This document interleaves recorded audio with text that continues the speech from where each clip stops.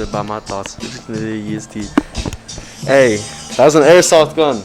So fuck off YouTube. I didn't do anything. Okay? I didn't do nothing. So like you can't be fucking violence. Because I didn't, bro. I didn't do the violence. Anyways, guys. What's up? It's me, Luke. Today, I just took 70 pages worth of information. Put it all in my notebook. We got like 7 or 8 pages. Notebook. Look, it says research notes, guys.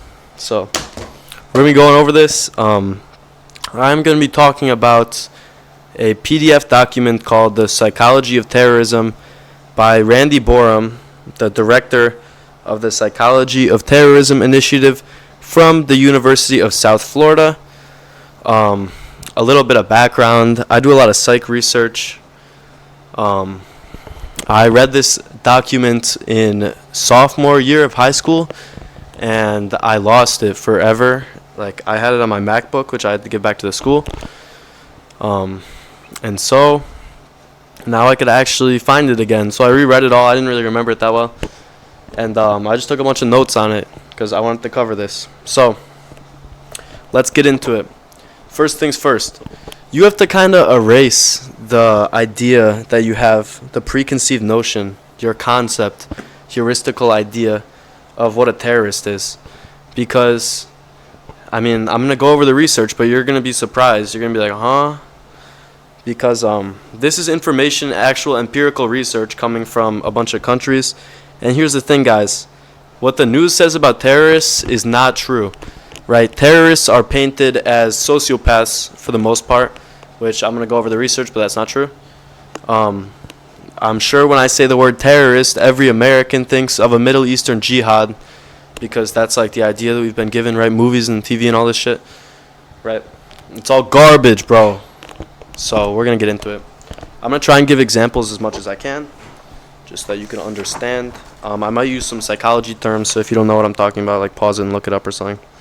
So, I'm talking about violent terrorism to begin. Quick preface.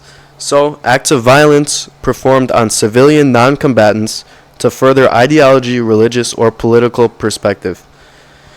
The early theories of why terrorists would be terrorists, why they'd be killing people. Psychoanalytic theory says that terrorism comes from deeply rooted lessons learned from maltreatment or abuse from parents. So, like, think Freud. Or from a reaction from sons against fathers, kind of an Oedipus type idea. I was going to say Oedipian, but I don't know if that's a thing. The Oedipus type idea. I'm just going to put my hood on, bro. My hair's messed up. An Oedipus type idea. Which, if you understand Freud, you know what the Oedipus is. The Oedipus complex. I'm not going to explain it. It's going to take too much time. Just look it up. And so that's why it's seen as a male issue, because it really is a male thing. I mean, yeah, don't get me wrong. There's women in terrorism, but it's very few, significantly less. And then there's also a narcissistic idea. So psychoanalytic was the basis of all the first ideas coming out. And then they came to narcissism. Well, they said the concept of overvaluing oneself and devaluing others was obviously what they tied into it. And the reality is neither of these are correct. Although many still tried to tie them in, practically, they kind of make sense. But there's very little evidence displaying either of those. Also, let me just state, the amount of research that we have on this, genuine psych research, is minimal. Very minimal. I mean, you can imagine why. Also, it's kind of clear that society doesn't want to paint terrorists as like, oh, well, it's not their fault. Because what happens when you psychoanalyze a pedophile, a rapist, a terrorist? Well, you come out to the conclusion, well, oh, well, these factors is what led them to do this. And when you tell people that, they don't like to hear that idea, right? It's kind of off-putting. And like, I would agree. Don't get me wrong. Murderers and rapists and all these people, it's their fault. But like, the reality of the situation is there's psychiatric implications to this stuff. Same with alcoholics, right? It's the exact same thing. Early typologies. Gerald Post wrote about this. So there's 2 different types, he says. He puts them into 2 different archetypes. The anarchic ideologue. Coming from a dysfunctional family or mental abuse and maltreatment or physical, hostility towards parents forms. This hostility turns towards the state. You could kind of understand this, right? Because it's like, I mean, this is also within the psychiatric or psychoanalytic psychoanalytic perspective of things, right? Which isn't really very correct. I mean, it somewhat ties in. See, here's the thing. This is what leads people to become an anarchist or a communist, right? More like an anarchist. It's what leads people into that thought line, but it's not what makes them a terrorist, of course. So, like, you hate your parents. What are your parents restrictive on your life, right? And then you turn that to the state because the state is also in a restrictive state. You apply the same principles of your parents. Oh, well, they're doing this because they want to help themselves. They don't care about me, blah, blah, blah. You apply it to the state because it's also in the same type of role, right? When you're an adult, the state is kind of the parental figure to your life almost. And then the other one on the other end of things is the nationalist secessionist, right? Loyal to his parents, seeking revenge to the state for what they have done to his family. So it's like, let's say we're living in Russia, right? During the Lenin phase when they're mass murdering people and stuff, go in the fields, bang, bang, bang, kill everyone, right? When this happens, I grow up, I watch my parents get slaughtered in front of me. I'm hiding in some cabin or something, right? And then I become a terrorist to the communist state because I'm like, well, they've wronged my whole family. My family was the best thing I had in my life, and you guys killed them all, right? So I become a terrorist through that. So, some questions. Why enter, stay, and leave? Few enter terrorism consciously, planning to change their lives. Sorry, that wasn't supposed to be a different sentences. That's a comma. Like, few are entering consciously and planning to change their lives. Slow change in exposure to the reality of the movement takes place, combined with socialization. Following joining, many are put through attrition, forcing themselves to stay in. Right? So you join. Oh, okay, we hate these people. Got it. Okay, we're gonna go steal stuff from them. Okay, cool. I go to this, all my friends are doing it, and then slowly but surely I do more and more stuff, and the group thing starts to take place, the socialization. I'm taught, oh, this is okay because blah, blah, blah, right? And it gets me to stay. The key attributes found in terrorists. So there's two of these, and I'm going to break them down. Vulnerability. This is considered the biggest factor to make people join. The likelihood for someone to succumb to persuasion or temptation. So, like, that's the likelihood of you to agree, oh, yeah, these people are bad, let's go do this, right? And the other one is motive. And so there's a bunch of different parts of this. One of them is opportunity for action. Another is a need to belong or a desire for social status. And finally, a desire for material gain, right? So these are just the reasons that you're more likely to join, right? I'm sure that makes sense. Motivational themes. So these are the themes that are tying into these motives, the common ones at least. A perceived injustice, right? Me and all my friends are black people in the time right after they abolished slavery, and we're like, man, the white people are against us, right? And this kind of ties into the next one as well. Identity. People during the time of forming the self, deciding I'm a blank. Well, this doesn't really tie in that much. Without true examination of the group. Example, a teen becomes a Nazi to have a group to be a part of because all of his friends are Nazis. Absolutism is attractive to those confused in the ocean of opinions and ideas a young person might hear and be exposed to. In addition, a quest for personal meaning, which is a common theme in adolescence, can be solved by joining a group, right? So, I'm a kid. I have a few friends, very few, right? And they're all really racist and Nazis, right? Oh, well, like, I don't know what to pick, right? Have you seen that, I saw this YouTube video, it's like, I'm 14 and I want to be political, and it's like this video of this guy, and he goes through, like, all the different extremist things. I think it's very common because moral absolutism does very much interest an adolescent who's very confused, because it's like, well, I can't, what if I do this, but then like these people are saying this, these people are, you don't have the basis, you don't have yourself fully formed, you don't have your opinions fully formed. You kind of think to yourself like, well, I'm just a kid, like I don't really know. So it's very likely. And with the black people example I was about to make, so you're a black person right after slavery gets abolished. Well, yeah, you have been injusticed, right? But then it's also like, well, I'm the black person, you guys are the white person, you guys are against us, so let's go bomb this farm, something like that, right? They've been unjust to us. We, as this group that I'm a member of, are going to go do this because they're bad.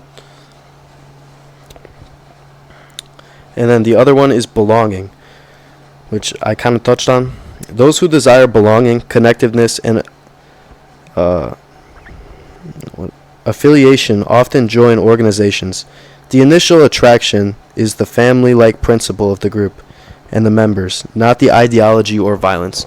So I'm going to touch on this later, but pretty much the people who are most likely to join a terrorist organization are those who are lonely, are those who don't really have a group to fit into. You don't have a great family life. You don't have a ton of people around you that like you. So you're like, well, the people that do like me, they're all in this group. So then you start hanging out with them more and you get socialized, right? And all that stuff happens that I kind of talked about before. And here are the 3 stages of ideology to violence. In awareness of oppression, realization oppression is widespread and unavoidable. And then the idea to act against oppression. Often this begins legitimately, and frustration leads to the idea it can only be done through violence, right? So like, let's say I'm in India and I'm the lowest caste, right? I realize I can't move up. This is a closed society, right? I don't remember what they're called besides the untouchables. And so then I'm like, wait, all these people are just here as the untouchables just because they're family lines. I can't avoid this system. And then let's say we go out and we talk to people reasonably. We talk to our governor, and I don't know if there's governors in India. We talk to our local leader, and we're like, hey, what's up with this? That's a legitimate attempt. And then he's like, oh, no, I can't do anything, blah, blah, blah, nah. It doesn't matter what you say, you're untouchable, right? And then it's like, all right, well, we tried our best. We've been talking to people. We've done all this legitimately. The only way that they're going to listen is if we start killing people. The common pipeline to terrorism. It begins often with early socialization. A critical event hurts self-esteem, and then escalatory events, often a confrontation with the police, and then finally personal connections with members. This is the pipeline. Example, I grew up around racists. That's the first thing. I get jumped by black kids. That's the second thing. The police ask if it's because I was being racist, and I feel unjustly treated, like life is skewed for black success. That's the third thing. I spend time around my friend and uncle who are part of the KKK and eventually join due to socialization. That's the fourth thing. So this is going to be a little hard to explain. As you can see in the middle of this page, I have a drawing. I'm going to make it the headline actually. Oh, no, I'm not. I meant the thumbnail, by the way, not the headline. The process of ideological development. So in the first box, it's not right. And typically this consists of social and economic deprivation. And this is the context. And then it moves to it's not fair. And this is an inequality and resentment. And this is the comparison. And then it goes to it's your fault. And this is attribution. And it goes to the blame, right?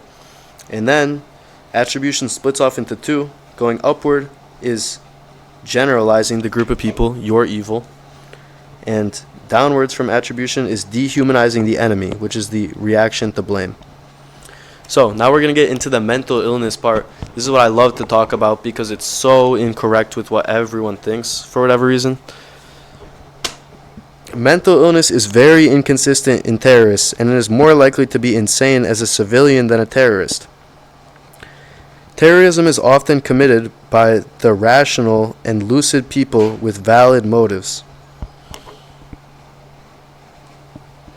Antisocial personality disorder or sociopathy are rarely involved, despite how the media displays terrorism. Suicide bombers that were prevented from death indicate very rarely to be mentally ill and are very unlikely to be actually suicidal.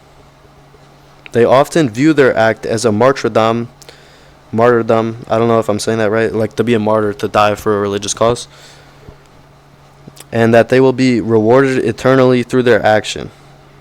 Especially significant in Islam, where they are told martyrdom grants immediate access to the best heaven. I think it's something with the J. I can't remember what it's called. I don't really read about Islam.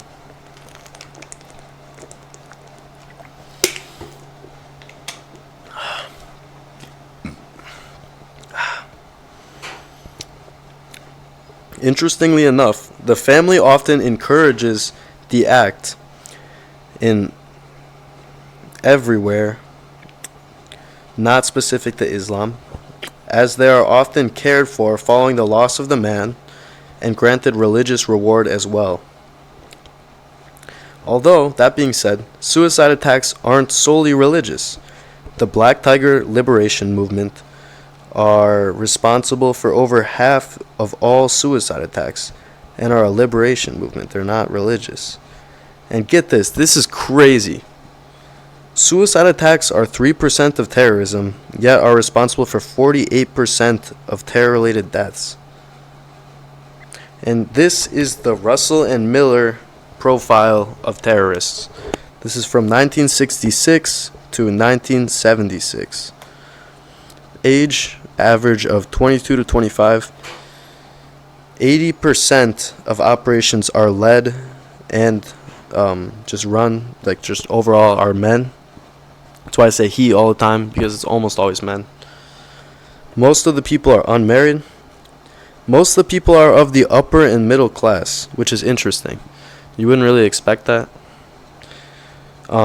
Mostly these people are of urban areas and they're natives to that city. 2/3 of them were in college or university, or what is it? I don't know if it's tertiary, whatever. A level of education beyond high school. Most often recruitment sites are large universities, and the primary three politics are anarchist, Marxist-Leninist, and nationalist. This being said, profiling doesn't really work. Many more will fit this description and not be terrorists than those who are, and many will be terrorists outside of these confines. In addition to this, terrorist groups seek people outside these groups to stay unnoticed, right? So like, if I'm a terrorist group, and this is interesting too, they wrote about in the Middle East, often they would recruit people from a bunch of countries, a bunch of different races and stuff, people that wouldn't be expected, to stay more undercover. What are the experiences leading to joining a terrorist group?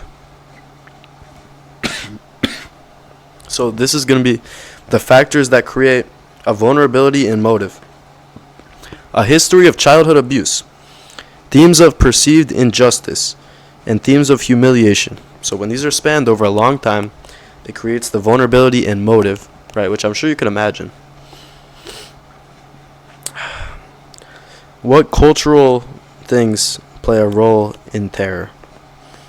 The PDI, or high power distance, is the ability for people to move up in a society, and this plays a role. For example, in a closed caste system of Eastern countries, people are more likely to be terrorists because they cannot move up, which increases the perceived injustice, which makes them more vulnerable and have a motive. The VAI, or the uncertainty avoidance metric, plays a role as well. Countries scoring high in this have a large amount of rules restricting the citizens. So actually, this is why a lot of terrorists are Eastern, because when your country is, a lot of Eastern countries are both strict in laws and they have a closed society. You can't really move up when you're in the lower parts. These combined in a high chance of creating terror. What aspects of an ideology lead to terror? If violence is legitimized as a means to an end in the ideology, and the extent of control the ideology exerts on all behaviors. Finally, the perceived length of long-term benefit of achievement. So I wrote this little thing down here. It's like culture to ideology, right? Culture creates ideology, which makes a dissonance from society sometimes. Like if your society is changing, if you move or something, you're going to be in a dissonant state from your ideology, which creates a perceived injustice. They didn't write this down, I just did that. What breaks the instinctual barriers to killing? So, group effects. The diffusion of responsibility. A person feels less responsible because they acted with a group. A person justifies their actions because it was done under orders or because he gave the order and didn't actually commit the offense. So there's two sides to that, right?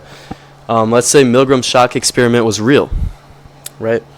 The person who shocked the guy was like, well, I didn't know that it was going to kill him, bro. He said it was fine. He just said, continue the experiment, it's fine. And then the guy who told him to do it, if the person actually died, if someone was really getting shocked to death, he would have been like, well, I just told him, like, I didn't really do the action myself. He had the decision, so it wasn't my fault. And then de-individuation. De-individuation. A person acts within a group, not as an individual, and thus doesn't consider their actions with inhibitions or restraints. Obedience. The actions are the fault of the commander. Right? Kind of like Milgram's shock experiment. Like I was just saying, if they actually killed the person, they would have been like, well, it's because he told me to. I was just following orders right in Nuremberg. The other part that goes into this, so that's the group effects, right?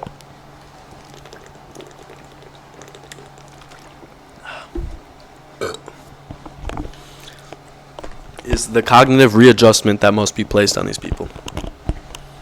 The first thing is moral justification. And then sanitizing language. The disavowal of responsibility.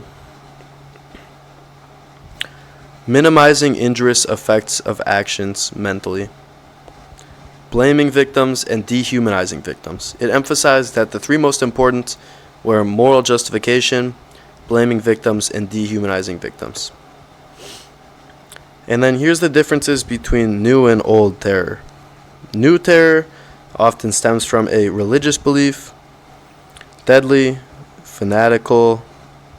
Oh, my bad. Let me explain something. So old terror, when they say that, they mean terror acts that were committed from the end of World War II to the end of the Cold War. New terror is anything that happened beyond that. So new terror is more deadly, more fanatical, more pervasive, and widespread. Goals, methods, and organization are pretty different than the old groups. The old groups are often nationalist. They exist in discrete groups with a hierarchical command system. They have a clear ideology and objective. They have smaller groups and are overall just smaller.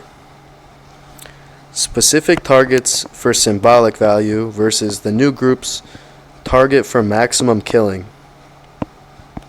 Following an attack, the old group would claim they did it and state the reason that they did that. What patterns are seen in the recruitment of terrorists?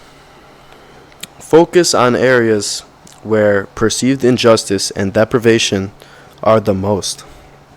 Social networks provide key connections for recruitment. Often tell recruits there is a need for urgency in joining. This is what I end with. Ultimately, terrorism research is not in a healthy state. It exists on a diet of fast food research. What he meant by that is terrorist research doesn't come with a lot of actual good studies, right? He was talking about how 80% of terrorist research is like kind of journalist articles, just like, oh, well, it could be like this, you know? And then 20% is actual psychiatric research, which is ridiculousness, man. I don't know how we could run off this system. But like I said, I think that we purposefully underfund this stuff because we don't want to believe that these people are somewhat human and they got kind of, it's not fully their fault, you know? It's like how Nuremberg, how Milgram was like, well, I want to see if people will just follow orders, you know? Like, he, being a Jewish person, was really offended that the Nazis said that they were just following orders. He thought, this is a horrible excuse. So he wanted to see if it would work on the average person, if that's really real, you know? And I think you could compare Nazis with a lot of this stuff, because my psych teacher was talking about this. Like, they used to have it where it's like, oh, well, you could stay at the base and just, like, chill, clean stuff, whatever, and not go kill people. Or you could come with everyone else and go hunt down Jews. And what happened? 9 out of 10 Nazis would go hunt down Jews. Is it because they hated Jews? No, it's because everyone would come back at the end of the day and ridicule the people who didn't go. You know? It's like, it's amazing what being around a group of people will do to you. You know? It's just absurd. It's crazy stuff. Yeah, but I think it's so interesting that people paint this narrative that to be a terrorist you must be a sociopath, right? And it's like, not really. I mean, even serial killers, like, that's very different, you know? Serial killers are just doing that stuff out of a disgusting just enjoyment of doing this, you know? It's horrible. But, like, terrorists are pretty different, you know? It's really not the same. The stuff about dehumanizing the victims and stuff like that, and the idea of sanitizing, I thought was very interesting. We have to clean this up. I thought about Taxi Driver a lot when I was reading this, actually, because he fits in so well. He lives in a state of disillusionment. If you haven't seen that movie, it's one of my favorites, bro. Go watch it. He lives in a state of disillusionment from New York, right? The city, he always talks, someone's got to clean these streets, the sanitizing, right? And then it's like, he degrades people. He thinks of them as non-human. You know? He's like, these junkies, these spooks, all this stuff, right? And this is what leads him to have such a hateful idea. And he feels like there's an injustice, you know? He feels like he's a good guy, and everyone just treats him horribly, and everyone looks at him badly. And, like, this is kind of what drives him to want to go kill people. That's literally why the whole Palantine thing, he was going to kill Palantine, right? I'm sure you understand this if you've seen the movie. He goes to go kill the politician just cause, right? And he decides not to because he realizes he would get killed for it. But, like, he meets all those requirements. Anyways, that's about it, guys. I hate the idea of, like, incel terrorism. I've heard this a bunch of times, and, like, don't get me wrong, there's somewhat validity to it, right? Like, there's a little bit of virtue to, like, the idea that, like, well, a lonely guy who can't talk to girls goes and becomes violent, right? And I think it's interesting because I've seen so many media articles about this whole idea. And don't get me wrong, guys. I'm not saying it's, like, okay to be bad to women or violent or anything. I'm not excusing killing people. But I think that, like, is it not obvious that someone who goes and commits terrorist act to kill, like, the most people possible is gonna not live in a state of cohesion with society? Is that surprising? That he's not gonna be able to get girls? Like, it's kind of ridiculous to me. It's like, yeah, you literally live in the most disillusionment possible, you know? I mean, you literally decide to go kill, like, a ton of people. Like, of course you're not having normal relationships with people in your day-to-day life, you know? But this stuff's tragic, guys. Don't get me wrong. Like, it's really bad, you know? It's the reality of the world. But I think it's so interesting that these people are sane, you know? I really just think it speaks to how much people can be controlled. And, you know, I think it's so interesting because every person thinks to themselves, well, if I was in the Germany during the World War II, like, yeah, of course I'd save Jewish people. If I lived in America during slavery, yeah, I'd be a part of the Underground Railroad. But, like, the reality is, guys, you probably wouldn't be. You'd probably be one of those other people, bro. You'd probably have slaves. You'd probably be a fucking Nazi too, you know? It's just crazy. People think so highly of themselves. Hell, people think highly of themselves after they do these things, you know? Like, it's just absurd. But, yeah, that's it, guys. I hope you enjoyed. Comment below if you have any thoughts about this stuff. I'm going to organize my videos in, like, playlists, like psych research, blah, blah, blah, Christianity stuff. Anyways, I have a lot of videos. Be posting a lot. Not a lot of my videos are like this. Like, I'll make a research folder. I already have a research folder. I'll make a psych research folder, though. But, yeah, that's it. Hope you enjoyed. Give me a comment if you watched this whole thing. Tell me any thoughts that you have, by the way. Like, I'd love to hear it. I'll respond to you, most likely. That's it. God bless. God bless. Hope everyone's Easter was good, by the way. It's April Fool's right now. This morning, my roommate, he comes out of the room, and he goes, dude, the school is giving everyone half their tuition back from this lawsuit. He goes, oh, it was an April Fool's prank. I was like, bro. I was like, sheesh, dude. Anyways. Peace. Hope you learned something.